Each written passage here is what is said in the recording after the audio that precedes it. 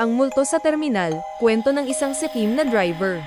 Sa isang lumang terminal sa bayan ng San Vicente, may isang jeepney driver na kilalang kilala hindi dahil sa kabaitan, kundi sa pagiging tuso at sikim. Ang pangalan niya ay Mang Rudy. Araw-araw, lagi siyang nauuna sa pila kahit hindi naman siya ang nauna sa dating.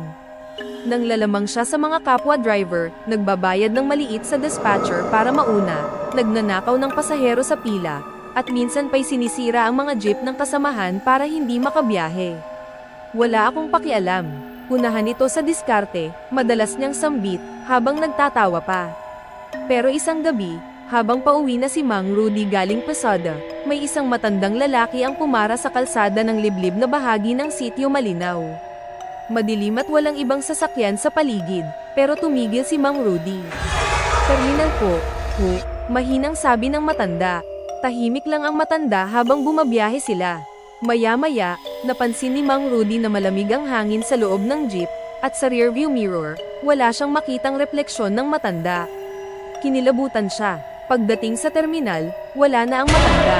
Sa upuan lang niya naiwan ng isang lumang panyo, at isang barya, luma, kulay itim, parang sunog. Kinabukasan, pagkagising ni Mang Rudy, naramdaman niyang may mabigat na nakasakay sa kanyang jeep kahit wala pa siyang pasahero. Nag-iba rin ang takbo ng jeep, parang may sariling isip. Kumikiskis ang preno kahit bagong ayos, at may mga boses na naririnig siyang tila mga nagrereklamong pasahero sa likod. "Unahan mo kami, ngayon, ikaw ang mauuna," sa hukay, bulong ng isang boses. Sinubukan niyang ipasama sa pari ang kanyang jeep, pero sa tuwing lalapitan ito ng pari, namamatay ang makina. Isang araw, bigla na lang nawala si Mang Rudy.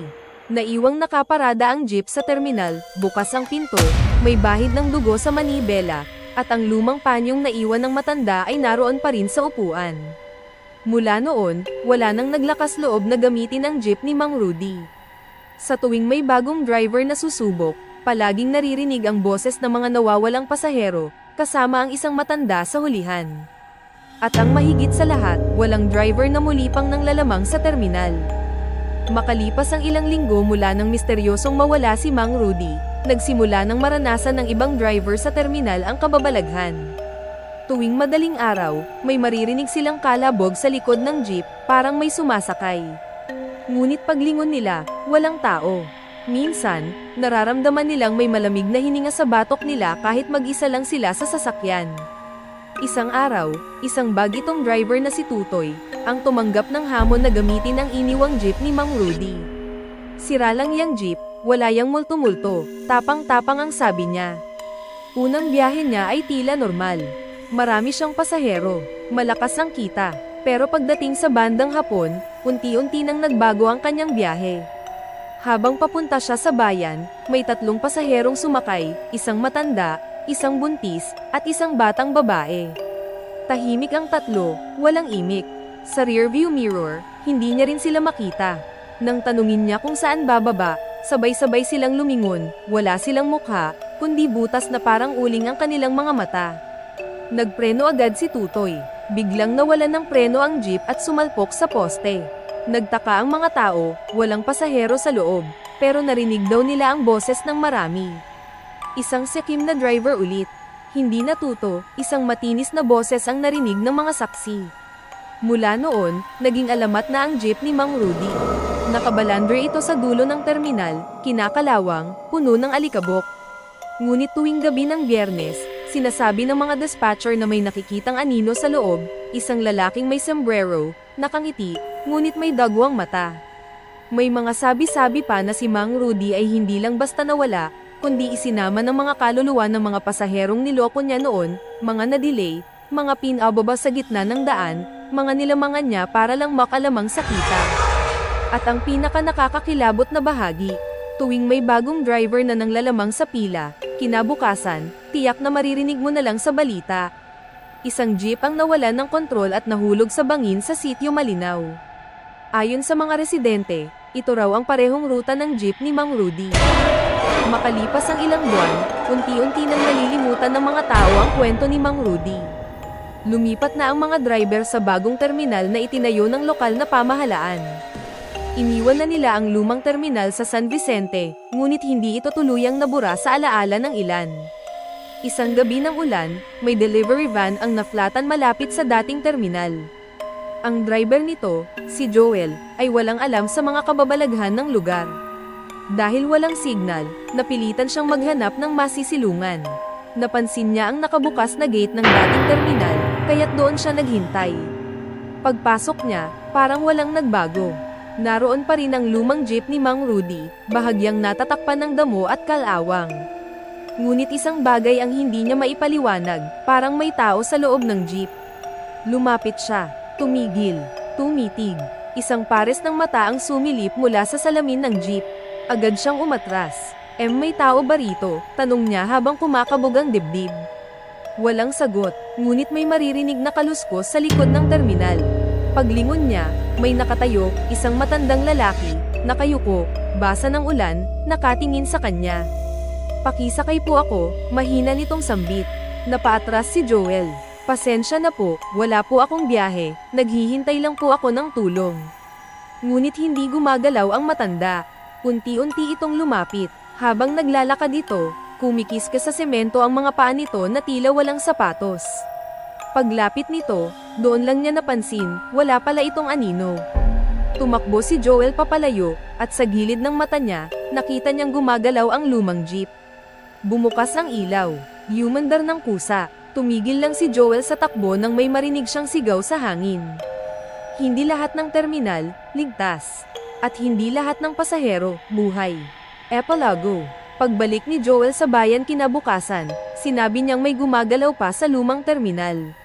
Ngunit ayon sa mga opisyal, isinara na ito at wala ng kuryente roon. Nang suriin ang CCTV footage mula sa kalapit na warehouse, nakita nilang may dumaan na umaandar na jeep bandang 2:00 ng madaling araw, pero sa video, walang driver, at walang plaka. Ngayon, isang babala ang nakasulat sa pader malapit sa dating terminal. Sa bawat pang-aabuso, may kaluluwang naghihintay. Huwag maging katulad ni Mang Rudy. Taon 2 mula nang nawala si Mang Rudy. May mga bagong driver nang namamasada sa San Vicente. Ang terminal ay muli na namang pinasinayaan, mas moderno, may ilaw na, may ticket ang booth, at CCTV. Isa sa mga bagong solta ay si Erwin, isang batang driver na masyadong kampante. Wala akong pakialam sa mga multo. Sa hirap ng buhay ngayon, kailangan diskartihan, sambit niya, habang iniiwasan ang pila para mauna sa biyahe. Katulad ng ginawa ni Mang Rudy noon, nagbigay din siya ng lagay sa dispatcher, pinalalampas ang mga kasamahan, at kung minsan ay sinasadya niyang abalahin ang jeep ng iba para mauna siya sa ruta. Isang hating gabi, pagkatapos ng huling pesada, inihatid niya ang isang huling pasahero, isang babaeng may pulang payong. Tahimik ito, hindi umiimik. Sa tuwing sisilip siya sa rearview mirror, hindi niya makita ang mukha nito, tila ba natatakpan ng anino. "Miss, saan po kayo bababa?" tanong niya. Sagot ng babae, mahina pero malamig, sa dulo ng ruta. Sa likod ng terminal, kinilabutan si Erwin. Wala namang alam na likuran ang terminal. Pero parang nawala siya sa sarili.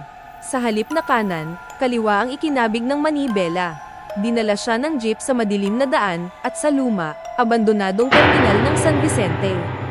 Pagdating nila, nagulat siya. Ang buong lugar ay muling nagniningning sa liwanag. May mga taong nag-aabang, may dispatcher, at may mga driver, pero wala ni isa sa kanila ang kumikilos. Tahimik, para silang estatwa. Tumingin siya sa salamin. Wala na ang babaeng may pulang payong. Pagbaba niya, bumukas ang pinto ng lumang jeep ni Mang Rudy, at isang aninong lalaki ang lumabas.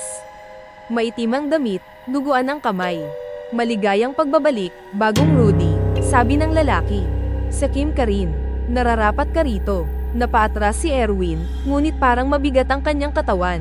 Ang mga taong nakatayo sa terminal ay sabay-sabay na tumingin sa kanya, lahat sila ay walang mukha. Pawang multo ng mga pasaherong niloko noon. Maya-maya, nakarinig siya ng busina. 3 malalakas na preno. Pagdilat niya, nasa gitna na siya ng kalsada, nakabusina ang kasalubong na sasakyan. Umiiyak siya sa takot, ngunit wala na siyang nagawa. At sa gabing iyon, isa na namang driver ang hindi na muling nakita. 1 linggo pagkatapos ng pagkawala ni Erwin. Isang batang lalaki na halos 30 anyos ang dumating sa San Vicente. Matikas ang tindig, malinis manamit, at may dalang dokumento. Siya si Marco, isang jeepney operator na galing Maynila. Gusto raw niyang palitan ang ruta ng ama niyang matagal nang nawala, si Mang Rudy. Gusto kong makuha ang numero ng jeep ni Mang Rudy. Ako ang anak niya, diretsong sabi niya sa opisina ng transport group. Nagkatinginan ang mga opisyal. Tahimik, wala na yung jeep, sir. Pero kung gusto mong magnegosyo, maraming bakanteng ruta, sagot ng isang matandang driver. Pero si Marco, matigas. Ipinaglaban niya na mapasakan niya ang lumang jeep ng ama. Kakaiba ang ugali nito, prangka, palaban, at palaging gustong siya ang nauuna. Kahit walang palem, sinisingitan niya ang pila at inaangkin ang mga dating terminal spot ni Mang Rudy. Kasama to sa legacy ng tatay ko. Kung anong galing niya, doble pa ako, hambog niyang wika. Kinabukasan, napagdesisyonan ni Marco na ipaayos ang lumang jeep.